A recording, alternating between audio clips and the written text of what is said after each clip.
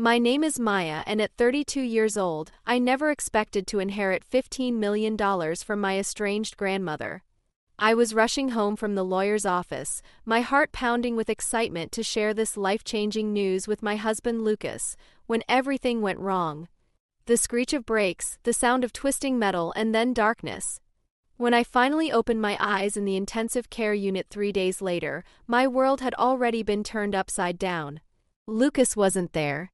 Instead, I found myself staring at a woman I'd never seen before, sitting in the chair where my husband should have been.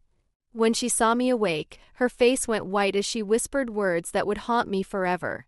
If you're reading this now, please hit like and subscribe, and let me know in the comments where you're watching from as I share how betrayal, greed, and a family secret I never knew existed changed everything I thought I knew about love, loyalty, and what it means to truly come home. My relationship with my grandmother Eleanor had been complicated from the beginning. She was my mother's mother, a formidable woman who had built a fashion empire from nothing in the 1960s. But when my parents divorced when I was 8, grandmother Eleanor chose sides, and it wasn't ours. She blamed my mother for the marriage falling apart, claiming she had driven away a good man with her selfish career ambitions. The irony wasn't lost on me even as a child that a woman who had built her own business empire would criticize another woman for having career goals. For nearly 2 decades, our family existed in Eleanor's shadow without her support. My mother struggled as a single parent, working 2 jobs to keep us afloat while Eleanor lived in her mansion across town, pretending we didn't exist. The few times I saw her at family funerals or weddings, she would look right through me as if I were invisible. "That woman made her choices," my mother would say whenever I asked about grandmother Eleanor. And apparently we weren't one of them. What I didn't know until much later was that Eleanor had been quietly keeping track of my life through mutual family friends and distant relatives. She knew when I graduated college with honors, when I got my first job at the marketing firm, when I married Lucas in our small backyard ceremony that she hadn't been invited to. She had watched from afar as I built a life that she grudgingly began to respect, even if she was too proud to admit it. 6 months before the accident that changed everything, Eleanor was diagnosed with advanced liver cancer. When the news reached me through a cousin, I found myself torn between decades of hurt and the knowledge that time was running out. After weeks of internal debate, I decided to visit her in the hospital. I remember walking into her room and seeing this once powerful woman reduced to a frail figure in a hospital gown, her sharp eyes the only thing that remained unchanged. "Maya," she said, her voice hoarse but still carrying that commanding tone I remembered from childhood. "I wondered if you would come." That first visit was awkward, filled with long silences and careful words. But something about her vulnerability broke down the walls I had built. I found myself returning every few days, then every other day, then daily. We talked about everything except the years we had lost.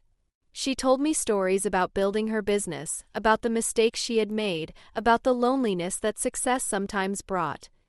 "I was wrong about your mother," she admitted during one of our last conversations. "I was angry about my own failed marriage and I took it out on her. By the time I realized it, too much damage had been done." She paused, looking out the window at the city skyline. "Pride is an expensive luxury, Maya. I hope you learned that lesson younger than I did." 3 months later, she passed away peacefully in her sleep. I grieved for the woman I had finally gotten to know and for all the years we had lost. The funeral was well attended, filled with business associates and social acquaintances, but few family members. My mother had chosen not to attend, and I couldn't blame her. Some wounds run too deep for deathbed reconciliations. As for Lucas, our love story began 5 years ago at a photography exhibition downtown. I was there covering the event for the marketing firm where I worked, writing about emerging local artists. Lucas was the featured photographer, his black and white portraits drawing considerable attention from collectors and critics alike. He had this intensity about him when he discussed his work, a passion that was magnetic. "Photography is about capturing truth," he told me when I interviewed him. "Finding the authentic moment in a world full of pretense." We started dating shortly after, and within 18 months we were married in my mother's backyard. It wasn't the grand wedding I had once imagined, but it was perfect for us. Lucas was determined to make it as a professional photographer, and I supported his dream completely. I took on extra freelance work to supplement my regular income, helping to fund his equipment purchases and studio rental while he built his portfolio and client base. For the first 3 years, we were happy despite our financial struggles. We lived in a modest apartment, saved where we could, and dreamed about the future. Lucas would edit photos late into the night while I worked on marketing campaigns at our kitchen table. We were partners in every sense of the word, each playing our part in building our shared life. But the last year and a half had been different. Lucas's photography career wasn't progressing as quickly as he had hoped. The competition was fierce, and breaking into the high-end wedding and portrait market proved more challenging than expected. The repeated rejections began to change him. He became moody, secretive, and would disappear for hours at a time claiming to be networking or scouting locations. When questioned, he would snap that I didn't understand the creative process or the demands of building an artistic career. Our savings dwindled as he invested in increasingly expensive equipment and workshops that never seemed to yield the promised results. "You just don't understand the investment required," became his standard response to any questions about money or his whereabouts. I tried to be supportive, but the financial strain was beginning to wear on both of us. I was at my office finishing up a presentation when I received the call from Harrison Webb, Eleanor's attorney. "Maya Sterling? This is Harrison Webb from Webb, your associates. I handled your grandmother's estate. Could you come to my office this afternoon? There are some matters we need to discuss." I agreed, assuming it might be about settling final bills or perhaps receiving some small memento.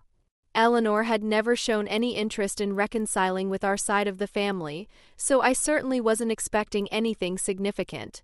When Harrison slid the will across his mahogany desk, I had to read it 3 times before the words sank in.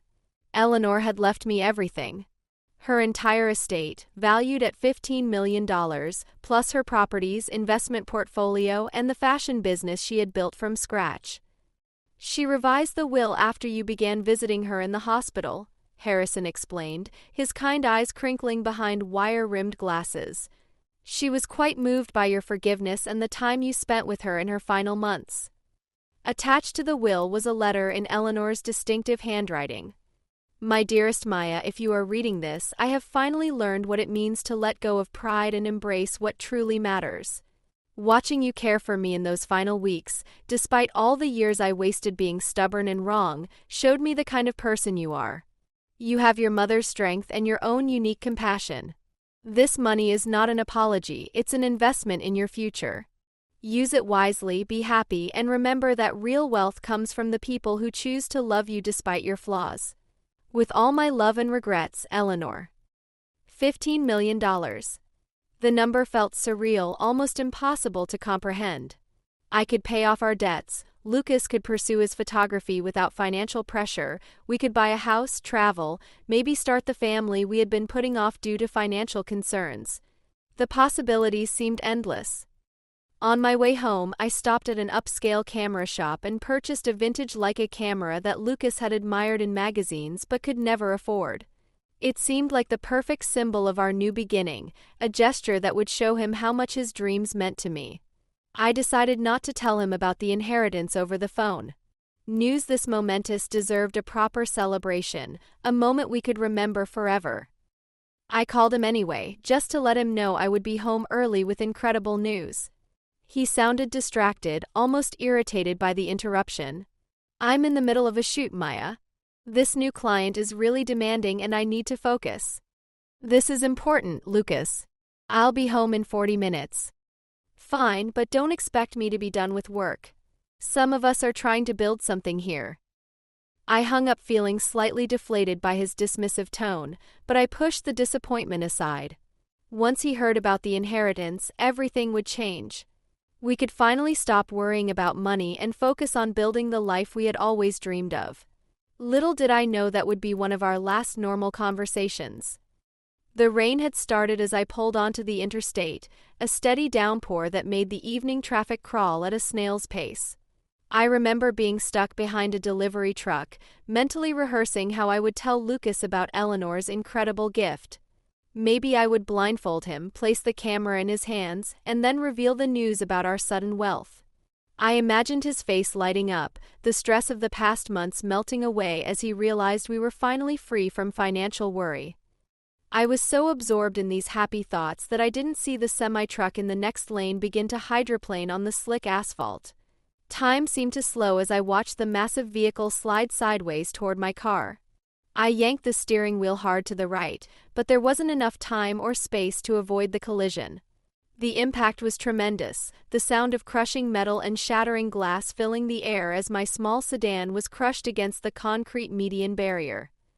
The airbag deployed with explosive force, and I remember seeing the camera box fly through the air in slow motion, the expensive gift scattering across the dashboard as my world turned upside down.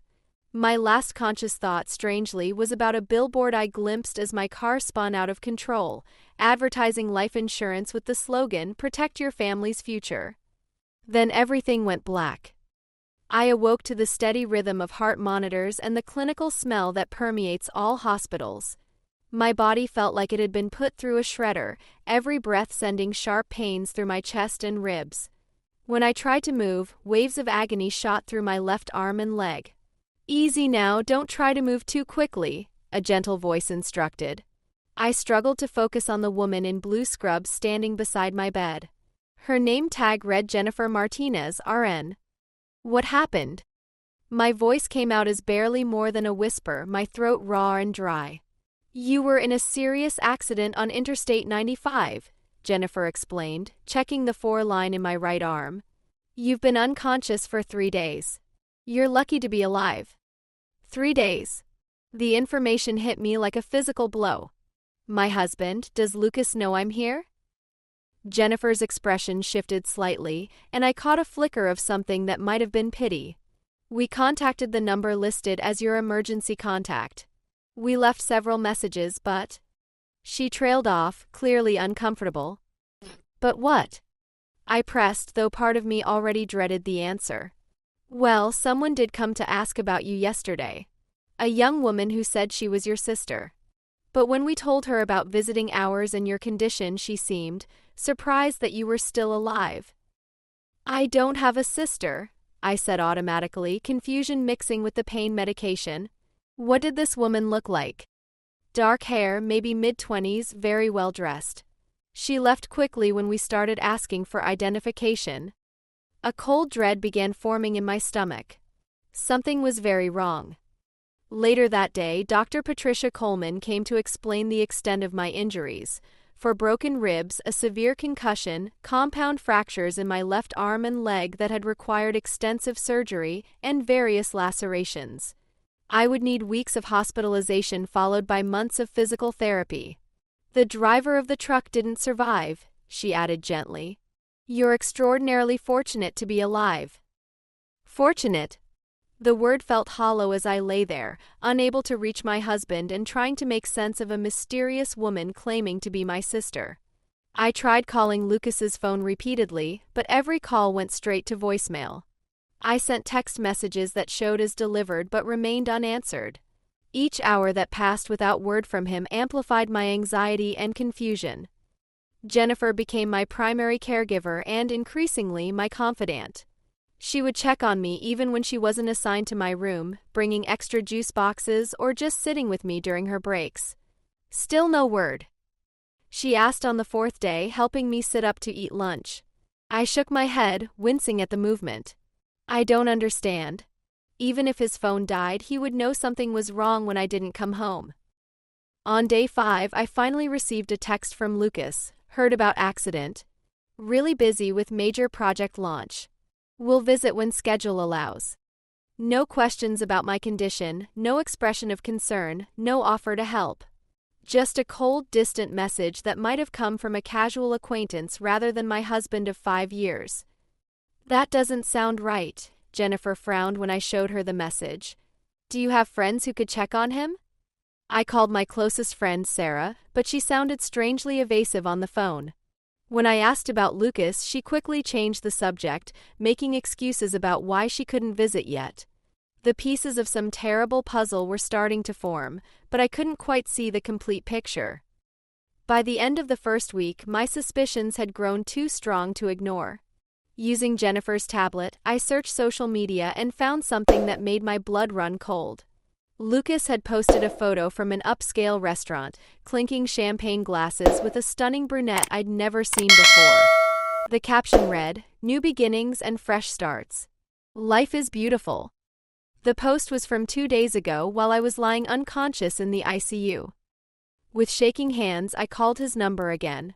This time, he actually answered, though his voice carried an edge of annoyance. Music and laughter played in the background. "Lucas, I've been in the hospital for a week. Where are you?" There was a long pause, and I could hear him moving to a quieter location. When he spoke again, his voice had taken on a cold, unfamiliar tone. "Look, Maya, I don't have time to deal with this right now. Some of us are moving forward with our lives." "Moving forward?" I repeated, incredulous. "Your wife is in the hospital and you're moving forward?" "Things change," he said with chilling indifference.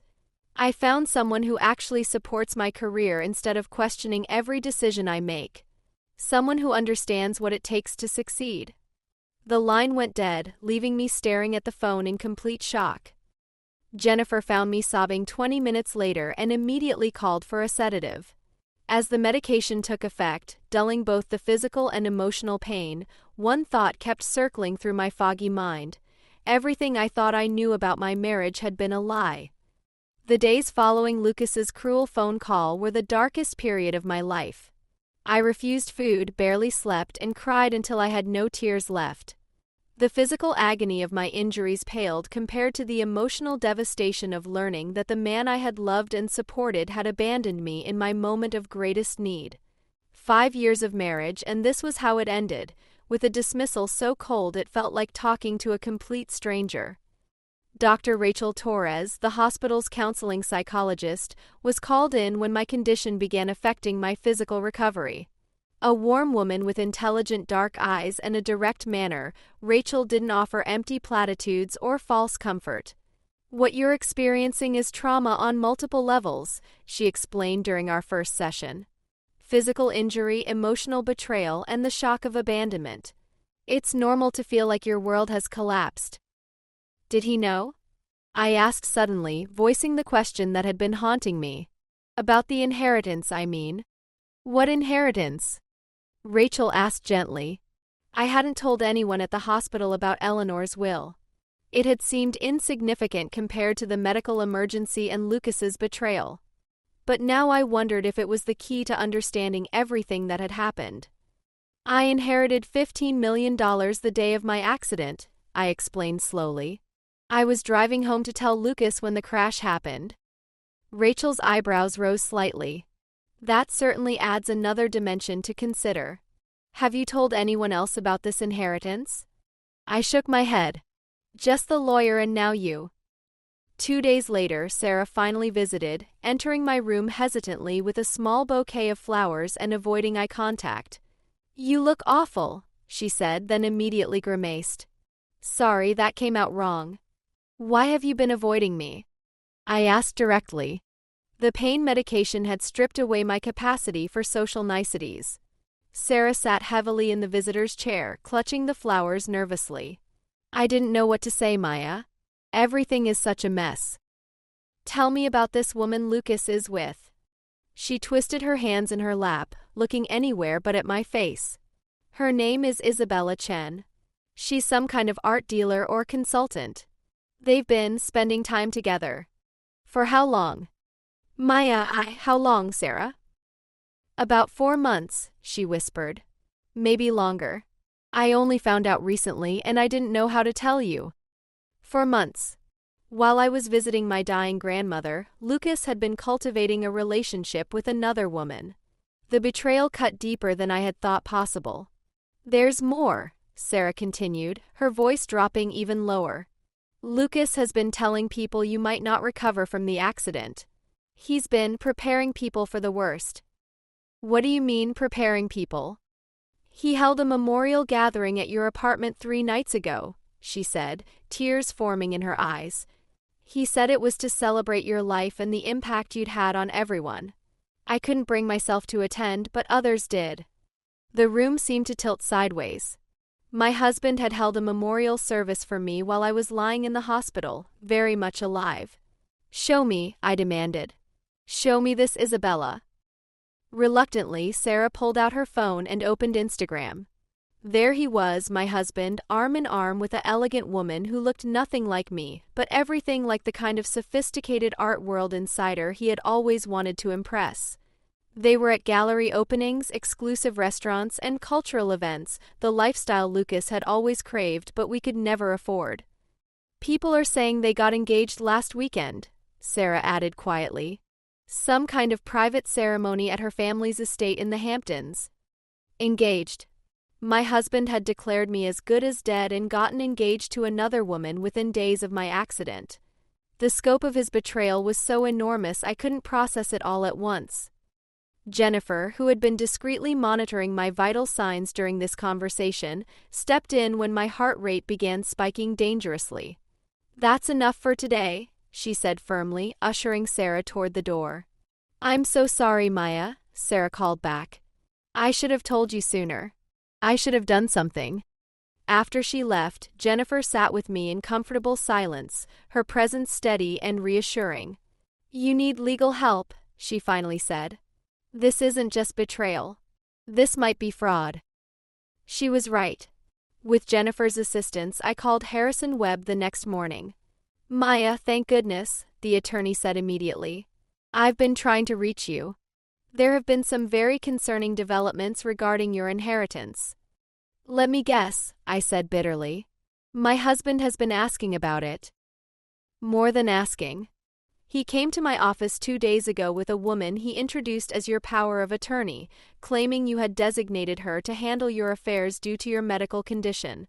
They brought documents that appeared to grant her access to your inheritance. My blood ran cold. What kind of documents? Forged ones, fortunately.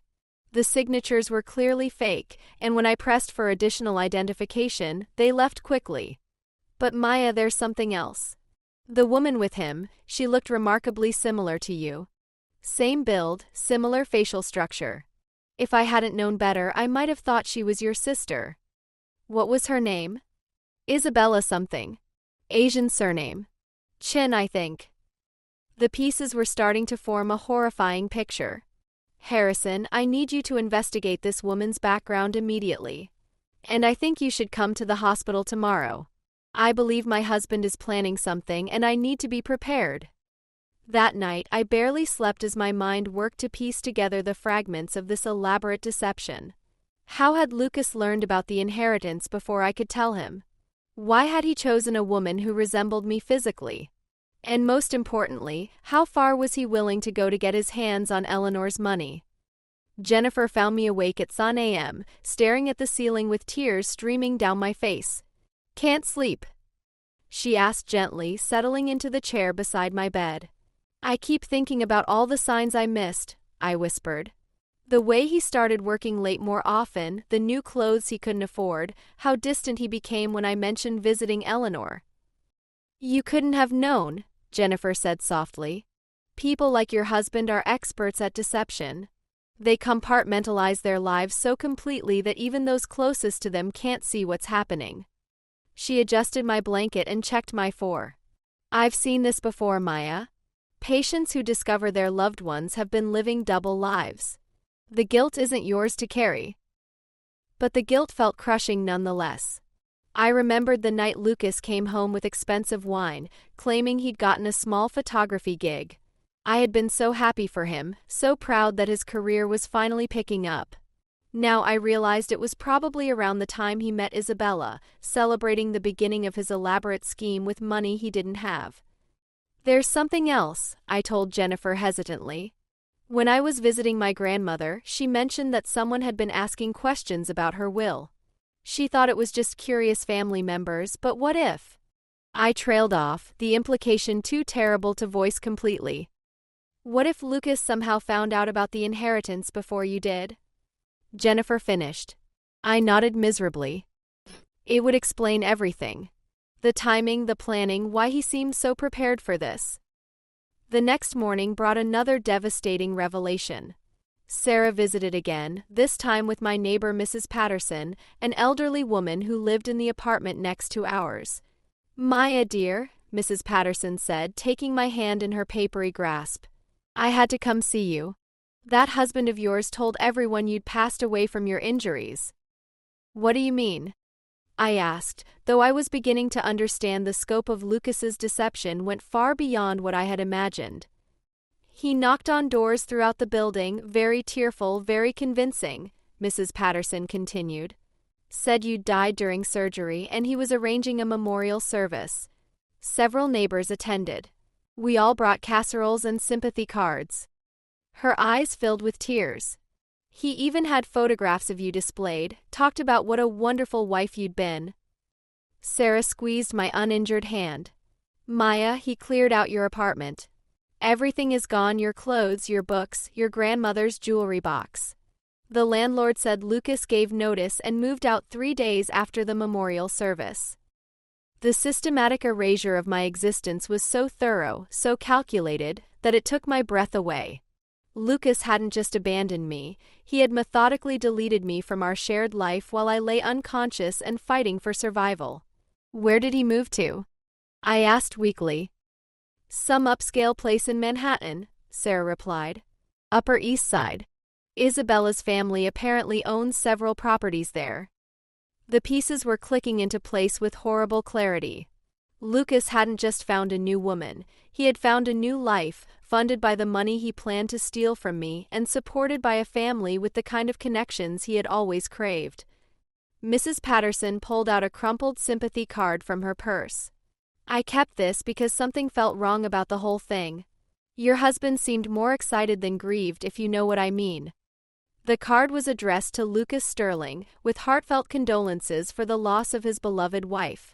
Seeing my own death acknowledged in black and white was surreal and terrifying. "There's more," Sarah said reluctantly. "I did some digging after our conversation yesterday. Isabella Chin isn't just any art dealer. Her family owns one of the most prestigious galleries in the city. They're worth hundreds of millions." The motivation became even clearer. Lucas hadn't just wanted my inheritance. He wanted access to a world of wealth and influence that my $15 million could help him enter. After they left, I lay staring out the window at the gray October sky, trying to process the magnitude of what Lucas had done. He hadn't just betrayed our marriage, he had systematically planned to erase me from existence while positioning himself for a life of luxury and social status. The man I had loved and supported for 5 years had been willing to watch me die to achieve his ambitions. Dr. Torres visited that afternoon for another counseling session. "I can see you're processing some difficult revelations," she observed, noting my obvious distress. "Would you like to talk about what you've learned?" "I keep wondering if I ever really knew him at all," I admitted. "Were there signs I should have seen? Was our entire relationship built on lies?" Dr. Torres leaned forward in her chair. "Maya, people like your husband are often very skilled at presenting false personas. They study what others want to see and become that person, at least temporarily. It's not a reflection of your judgment or intelligence that you were deceived." "But I supported him for years," I said bitterly. "I worked extra jobs, sacrificed my own goals, believed in his dreams. Was he laughing at me the whole time?" "Maybe not the whole time," Dr. Torres replied thoughtfully.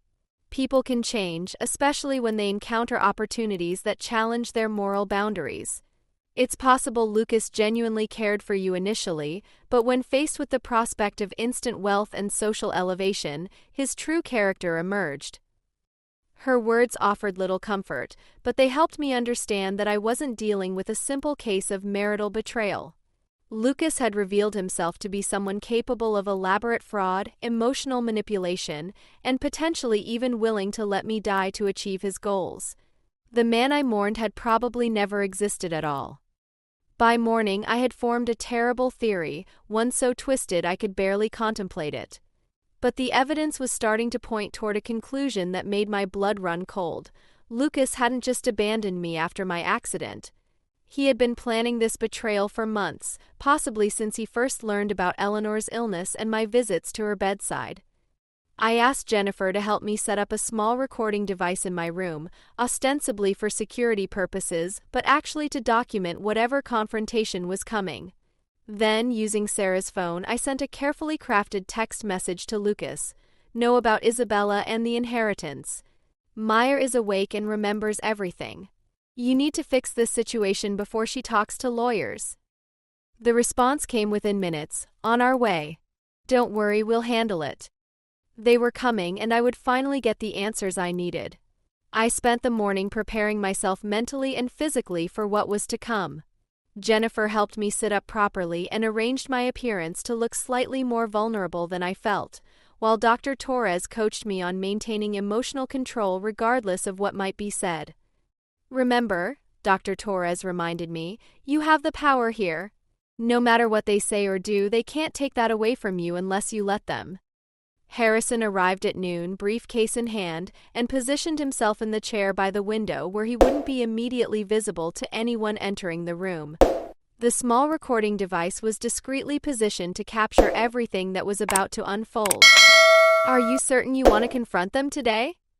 Harrison asked, concerned about my still fragile condition.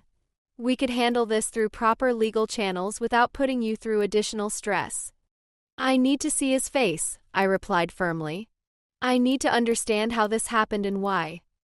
At exactly 2:30 p.m., there was a soft knock at my door.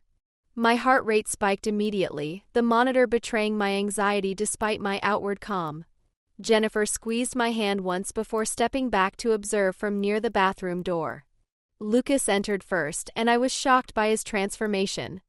Gone was the struggling artist I had married. He wore an expensive Italian suit, his hair professionally styled, and a watch that probably cost more than our old car. The metamorphosis from financially strapped photographer to polished sophisticate was jarring and complete. His expression when he saw me wasn't surprise or relief, but irritation quickly masked by false concern. Maya, he said, his voice theatrical and practiced. You're awake. We've been so worried about you. I asked, my voice steadier than I felt. He glanced back toward the doorway and gestured. A woman stepped into view, and I immediately understood why Harrison had mentioned the resemblance. Isabella Chen was stunning in an understated way, with my approximate height and build, though her features were more refined, her bearing more confident. She wore a designer dress that probably cost more than I used to make in a month. You remember Isabella, of course, Lucas said smoothly, moving further into the room with growing confidence. Your business associate. I said nothing, watching as he settled into his role as the concerned husband. He had always been good at reading people and becoming whatever they needed him to be. Today, he was playing the part of the devoted spouse. The doctors mentioned your memory might be affected by the head trauma, he continued, pulling some official-looking papers from his jacket. So many things have happened while you've been unconscious. I've brought some simple forms to help us manage your affairs while you recover. He held out the documents with a practiced smile. Just some basic financial arrangements to ensure your medical bills are covered and your assets are properly managed during your rehabilitation. I almost had to admire the performance. If I had been heavily medicated or truly confused, I might have signed whatever he put in front of me. But I could see the calculation behind his caring facade, the impatience barely concealed beneath his concerned expression. You mean the $15 million I inherited from Eleanor? I asked quietly. His composure flickered for just a moment before he recovered. Yes, of course.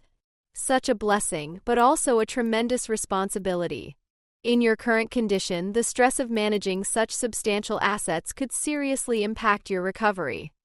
How thoughtful of you to be concerned about that, I replied evenly. I've always had your best interests at heart, Maya. That's why I think it's important to have professionals handle the complex financial matters while you focus on getting well. He gestured toward Isabella, who had remained silent near the door. Isabella has extensive experience in asset management and estate planning. She's agreed to help us navigate this challenging time. Show them the video, Harrison, I said suddenly. Harrison stood up from his chair, causing Lucas to spin around in genuine shock. Who the hell are you? Lucas demanded, his careful mask finally slipping. Harrison Webb, Mrs. Sterling's attorney, Harrison replied calmly, setting his tablet on my bedside table. And you must be the husband who's been attempting to defraud his injured wife. He pressed play on the security footage from his office, showing Lucas and Isabella presenting forged documents and false identification in an attempt to access my inheritance. That's enough, Lucas snapped, moving toward the tablet as if to grab it. Don't touch that, Jennifer warned sharply, stepping forward. Hospital security has been notified and they're right outside. Isabella, who had been silent throughout this exchange, finally stepped closer to the bed. As she approached, I got a clear look at her face for the first time, and something about her expression seemed different from what I had expected. Instead of the cold calculation I had seen in Lucas, there was something that looked almost like guilt. This has gone too far, she said suddenly, her voice shaking slightly. I can't do this anymore. Lucas whirled on her, grabbing her arm roughly. Shut up, Isabella. Stick to the plan. But she was staring at me with an expression of growing horror. She's not dying, Isabella whispered, more to herself than to anyone else. You told me she was dying. What plan? I asked, though I was beginning to understand the scope of their scheme. Isabella looked between Lucas and me, her composure cracking completely.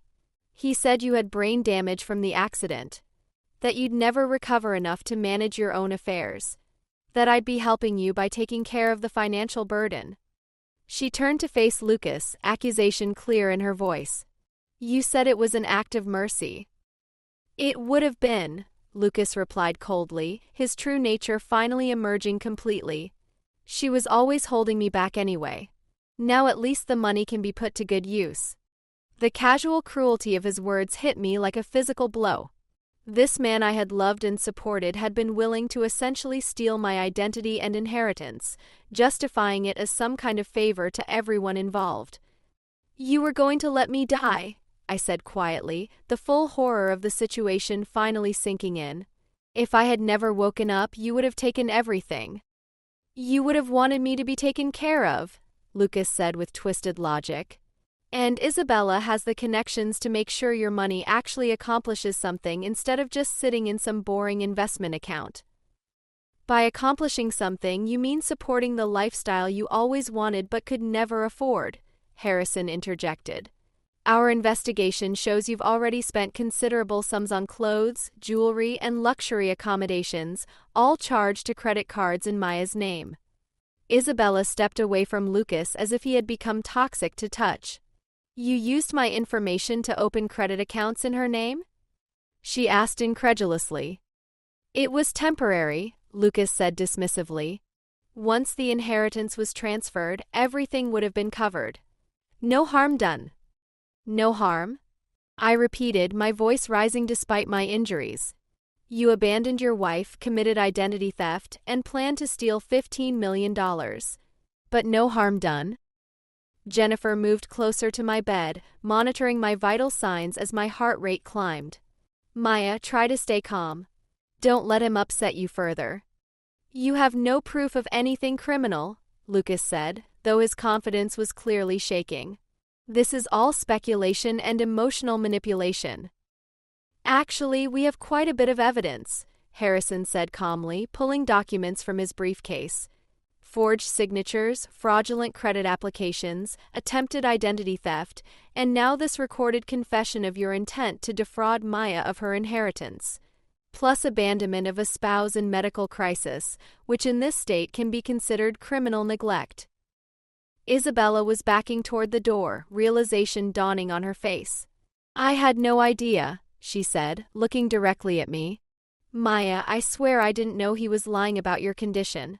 He showed me medical reports that said. She trailed off, understanding finally catching up with her. Fake medical reports, I concluded. How long have you been planning this, Lucas? He straightened his expensive suit and fixed me with a look of pure contempt. Long enough to realize you were never going to amount to anything.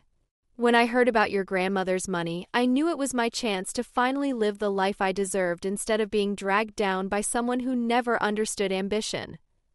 How did you find out about the inheritance before I could tell you? Your phone, obviously, he said with a shrug. You got that call from the lawyer while you were in the shower. I figured it was worth checking out. The casual invasion of my privacy, the complete lack of remorse, the calculation behind every word. I finally saw Lucas for exactly who he really was, and who he had probably always been. Officers, Jennifer called toward the hallway, they're ready for you now. 2 hospital security guards entered, followed by a detective I recognized from visiting me earlier in the week. Lucas Sterling? The detective said. You're under arrest for fraud, identity theft, and conspiracy. You have the right to remain silent. As they cuffed Lucas, he looked back at me one final time. You could have shared it, he said bitterly. We could have been happy together with that kind of money. No, I replied sadly, we couldn't have. Because you're not capable of being happy with anything or anyone. You're only capable of wanting more. Isabella approached my bed hesitantly as the officers led Lucas away. Maya, I am so sorry. I know that doesn't mean anything now, but I truly believed I was helping someone who couldn't help herself. He showed me photos of you in the hospital, said you'd never wake up, that your family wanted the money managed properly. She was crying now, mascara running down her cheeks. I feel so stupid. How did you meet him? I asked, curious despite everything. At a gallery opening 4 months ago. He was so charming, so passionate about art and culture. He said his wife was, that you were supportive but didn't really understand his artistic vision. That you'd grown apart. She wiped her eyes with the back of her hand. He made it sound like you were friends who had married too young and were just going through the motions. And when did marriage enter the picture? 2 weeks ago, she admitted. He said you had discussed it before the accident, that you'd wanted him to find someone who could make him happy. It seemed romantic at the time, like a blessing from a dying friend. The elaborate deception was even more twisted than I had imagined. Lucas had crafted an entire alternate reality where I was complicit in my own replacement. I'm having the marriage annulled immediately, Isabella said quickly. And I'll testify to whatever you need for the criminal case. I can't undo what happened, but I can at least try to make it right. I looked at this woman who had unwittingly become part of the worst betrayal of my life, and found I couldn't hate her. She had been manipulated as surely as I had, just in a different way. Thank you, I said simply. That means more than you know. After Isabella left, promising to contact Harrison about her testimony, I was alone with my thoughts for the first time since this nightmare had begun. The man I had loved and trusted for 5 years had been willing to abandon me to die while stealing my inheritance to fund his new life with another woman. The scope of his betrayal was so enormous it still didn't feel entirely real. Over the following days, as the legal machinery began to grind into motion and my physical recovery slowly continued, I found myself grieving not just for my marriage, but for the person I had thought Lucas was. That man, the passionate artist I had fallen in love with, the partner who had shared my dreams, had never existed. He had been a character Lucas had created, as carefully crafted as any photograph, designed to get what he wanted from me. But as devastating as this realization was, it was also strangely liberating. For the first time in years, I could see clearly. I could make decisions based on what I actually wanted, not what I thought would make Lucas happy. I could use Eleanor's gift to build a life that was truly mine, not just a supporting role in someone else's story. The inheritance that Lucas had tried to steal became the foundation for something he could never have imagined, my complete independence from everything he had represented. As I lay in that hospital bed, broken but not defeated, I began to plan not just my physical recovery, but my complete transformation into the person I was meant to be. Someone who would never again mistake manipulation for love or control for care. The woman who eventually walked out of that hospital 3 weeks later was not the same person who had driven home excitedly to share good news with her husband. That woman had died in the crash along with all her illusions. In her place was someone stronger, wiser, and determined to build a life worthy of Eleanor's final gift, not just her money, but her hard-won wisdom about the true cost of misplaced trust and the invaluable price of authentic love. The road ahead would be long and difficult, filled with physical therapy, legal proceedings, and the slow process of rebuilding everything from scratch. But for the first time in years, it was a road I would travel on my own terms, toward a destination of my own choosing. And that, I realized, was worth more than all of Eleanor's millions combined. 6 months later, I stood in the sunroom of the house I had purchased with Eleanor's inheritance. Not the mansion Lucas would have chosen, but a comfortable home with wide windows and wheelchair accessibility features I hoped I wouldn't need much longer. My physical therapy had progressed remarkably well, though I still walked with a slight limp and tired easily. The doctors said I was lucky. The nerve damage could have been permanent. Isabella had kept her word about testifying against Lucas. His trial had lasted 3 weeks, with evidence of fraud, identity theft, and conspiracy mounting daily. The prosecution had built an airtight case, aided by Isabella's detailed testimony about Lucas's manipulation and the forged documents Harrison had caught. In the end, Lucas was sentenced to 12 years in federal prison, longer than I had expected, but the judge had been particularly harsh about his abandonment of an injured spouse. "People marry for better or worse," Judge Richardson had said during sentencing. Mr. Sterling chose worse, not just for his wife, but for society. His actions represent a level of callousness that demands serious consequences. I had attended the sentencing, not out of vindictiveness, but because I needed to see this chapter close definitively. Lucas had looked smaller in his orange jumpsuit, deflated somehow, like a balloon with the air let out. When he glanced my way, I saw no remorse, only anger that his plan had failed. Isabella and I had developed an unlikely friendship in the aftermath of the trial. She had been genuinely horrified to learn the extent of Lucas's deception and had thrown herself into making amends however possible. She helped recover several items Lucas had stolen from our apartment, including Eleanor's jewelry box, which he had planned to sell to fund his new lifestyle. "I still can't believe I fell for it," Isabella said during one of our coffee meetings. Looking back, there were so many red flags. The way he talked about you like you were already gone, how prepared he was with answers for every question. I should have known. "He was very convincing," I assured her. "He had me fooled for 5 years. You only knew him for 4 months." Isabella had broken off her engagement to a man her parents had chosen, deciding she needed time to figure out who she really was outside of family expectations. She was considering law school, inspired partly by her experience with the justice system during Lucas's trial. The inheritance had allowed me to make changes I never could have afforded before. I had started a foundation focused on supporting people recovering from life-altering injuries, particularly those who had been abandoned by family or partners during their medical crises. The parallels to my own experience were obvious, but the work felt meaningful in ways my old marketing job never had. Jennifer had left her hospital position to become the foundation's first full-time employee, helping to develop programs and connect with patients who needed support. "You're creating something beautiful from something terrible," she told me during our weekly planning meetings. Eleanor would be proud. Sarah had also played a crucial role in my recovery, not just emotionally but practically. She had helped me navigate the insurance claims, legal proceedings, and endless paperwork that followed a major accident and criminal case. More importantly, she had never once made me feel foolish for not seeing Lucas's true nature sooner. "You loved him," she said simply when I expressed embarrassment about my blindness to his deception. "Love makes us vulnerable, but that's not a character flaw. The alternative is never trusting anyone, and that's not really living." My relationship with my mother had also deepened in unexpected ways.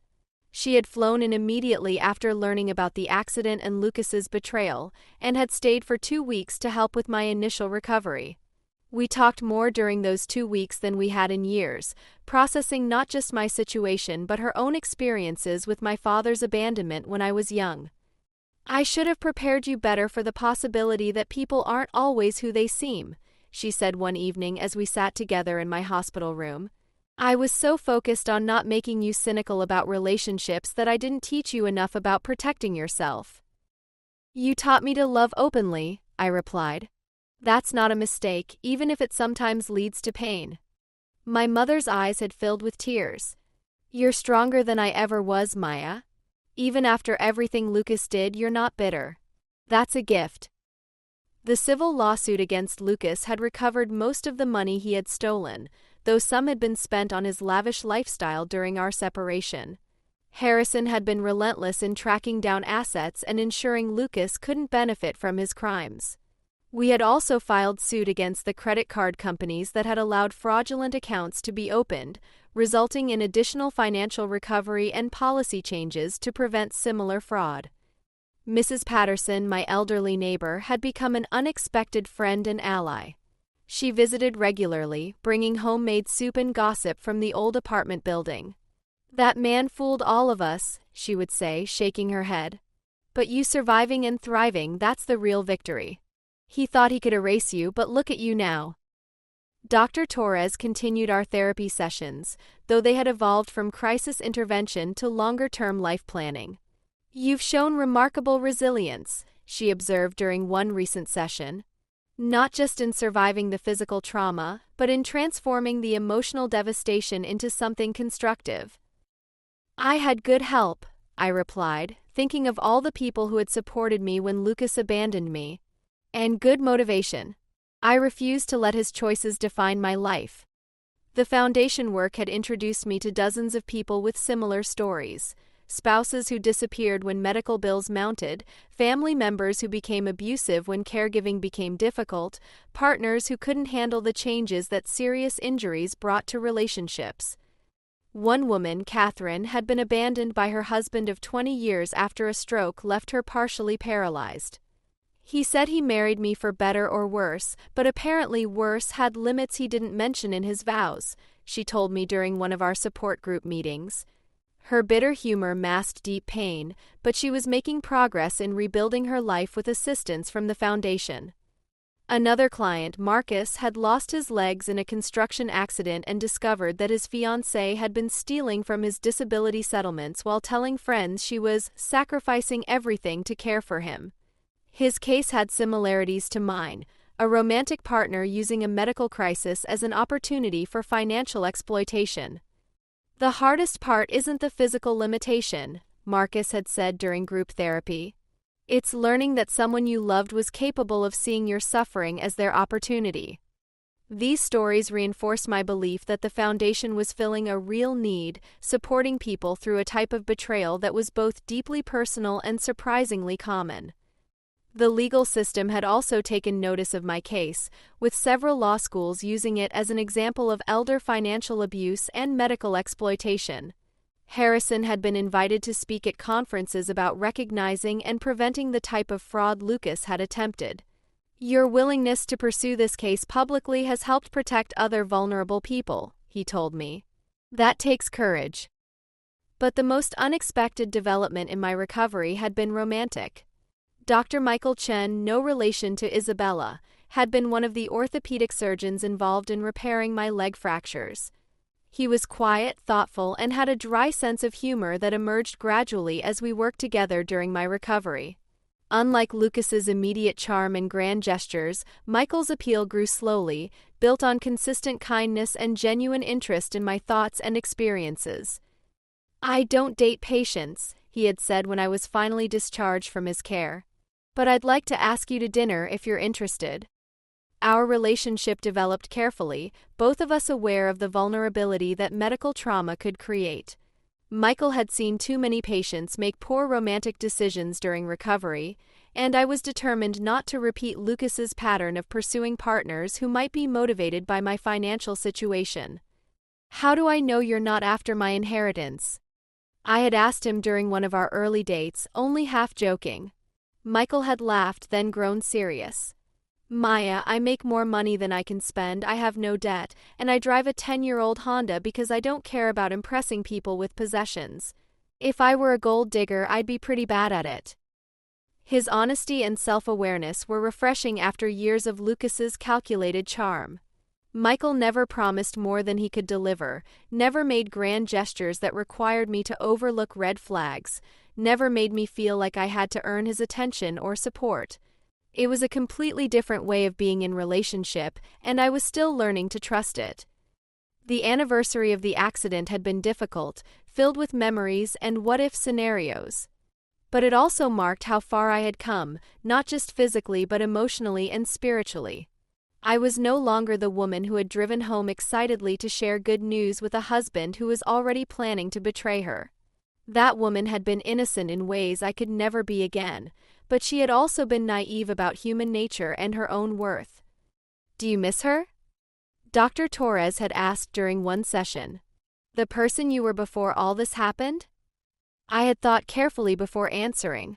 I miss the simplicity of that life, the illusion of security.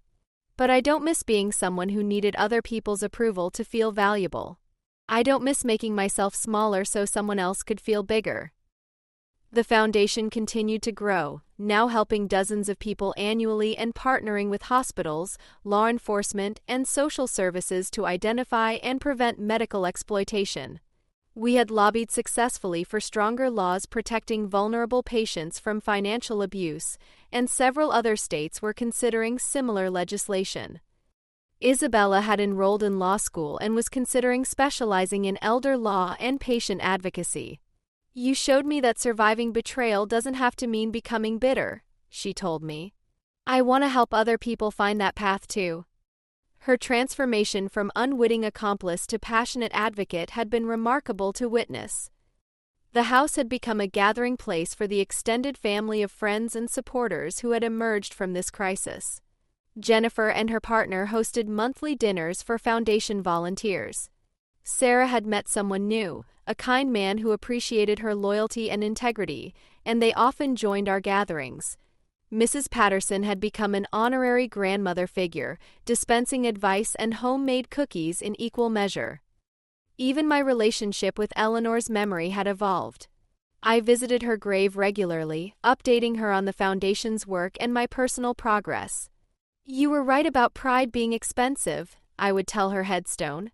"But you were also right about real wealth coming from people who choose to love you. I'm learning to tell the difference."